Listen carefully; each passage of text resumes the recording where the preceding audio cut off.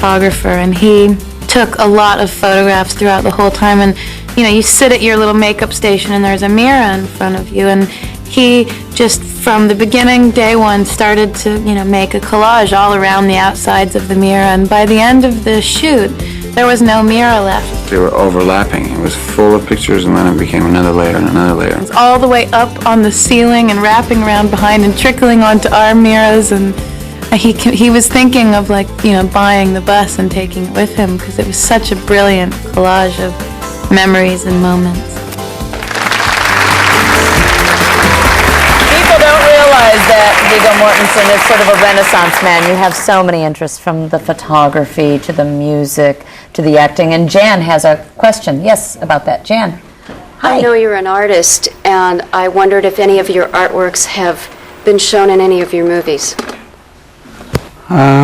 Well, I did a movie called Perfect Murder, in which I play a guy who's you know, an artist. He's pretending to be one, but he's good enough that he can pass as one. He's kind of a con man.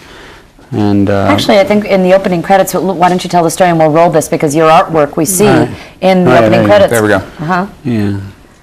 As you can I talk while you're... Yeah, please, go ahead, yes. There you can see it's mostly photographs there, that's unfinished, but there's other paintings. I think there's one coming up now that ended up being on the cover of a book called Recent Forgeries. Yeah, right there it is. Yeah. That face, and you know what? That book, I went online because I wanted to read some of your poetry, and I know it's not being published anymore. Did you know that's going for over $200 on Amazon.com? Yeah, I heard that. Yeah, we're going to reprint it because it doesn't seem fair. You know, I mean, people ought to be able to get it for a reasonable price. You know? Poetry. Yeah. I'm sorry. Rhonda's got a question too about poetry books. Where are you, Rhonda? Go ahead. I went online and saw the same thing, and I was just wondering if you were going to put out any more poetry books. Yeah. Percival Press is going to reprint anything that's been, I mean, they've been selling well, which is another windfall. Not just my books, but other books by other artists that we publish. I mean, that's one way to use the opportunity that getting an inordinate amount of attention for a period of your life. But was that your way of getting into the role? It's helping other artists be seen and other poets be heard. But was that, did they come to you and say, could you do the artwork for this character? No, I asked them. You know, yeah, that's... I asked Andy Davis, the director of Perfect Murder, I said, well, who's going to make the paintings that are supposed to be in the studio and that he's working on? So I don't know, we'll just rent some or you know, get some artists to make something that looks like, you know, whatever, another artist's work. And I said, well, can I try it? And he said, well, if you can make some samples real quick. So the next day I brought in some things about that big that were using photographs, you know, and like sort of mixed media with words and paint. And they said, well, if you can make them about, you know, that big, then yeah, that'll work. How many do I have to make? And they said, well, if you can make a good half dozen, that'd be good. And I started doing it, and I liked it so much, working on that scale, that I ended up making about 40 by the time we had to shoot the first scene. And then I kept going. I'd go out there on weekends, and that was in Greenpoint. Is that relaxing for you while you're acting and working to do that, or is that tense as well? No, you know, I mean, some people, you know, take a nap or whatever at lunchtime. And for me, a way to rest, especially when you're really tired anyway, you've been shooting for a while on a movie, sometimes you lie down. If I lie down for 5-10 minutes, I'm dead the rest of the afternoon. I'm kind of like that. And you know, it comes from the same place, just sort of paying attention to your life as you kind of pass through it, observing, you know, taking pictures, painting, writing, and it's like a different, you're using the same approach, but you're using another part of your brain or your feelings.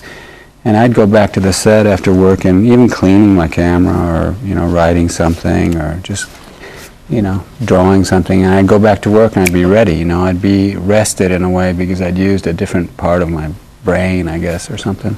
And it's a way of resting while working, I guess. You know, it was wonderful looking in A Perfect Murder at the artwork, but it was, you know, you weren't so hard on the eyes either. Let's look at a scene from this movie. It's all makeup. I love this movie. Watch this. Oh, you said he wasn't coming. He changed his mind. I tried to call you. What are we going to do? Nothing. Just relax. He doesn't know who I am, right? You're a peach. Lunch tomorrow? And tomorrow. And tomorrow. So I leave you alone for 30 seconds and you elope with the younger man. Stephen, I'd like to introduce you to David Shaw. Pleasure, nice to meet you. Nice to meet you. David is a painter. I saw some of his pieces downtown, and I thought they were amazing. Carissa's got a question, guys. Go ahead, Carissa. Hi, Carissa, yes. Hi, I have to say thank you for Percival Press. You produce such brilliant artists, yourself, of course, included. And we were wondering if, in your acting career, if there was any role that you sort of regarded as the one that got away or something you're looking forward to playing? I guess when I look back, mostly things have happened for some kind of reason, and a lot of times, just like, something you want. As a kid, you want a certain thing for Christmas, and you don't get it, and you're disappointed, or you have something and you lose it, and you'll never get over it. Or your heart's set on someone you want to get to know or be more friendly with, and it doesn't work out. Life says that's not meant to be, and then later on you look back and you go, well, it wasn't such a big deal. But there's a couple that would have been interesting to play. One of the first things I tried out for, and I almost got the part, was Greystoke. I thought that was interesting, to play Tarzan in a more Oh man, that's you. realistic way. That's weird. I just have some weird trouble seeing you. We're going to take a quick break when we come back. It would have been fun, but Yeah. you know what? If I'd gotten that, I would have gotten a lot of attention initially, which would have probably kept me from learning on the job, and learning a way to work and be, on a film Speaking of set. fate, can I just tell you, the Magic 8 Ball says it is decidedly so that we're supposed to be together. All right, on that note, we'll be right back. More with Viggo in a moment.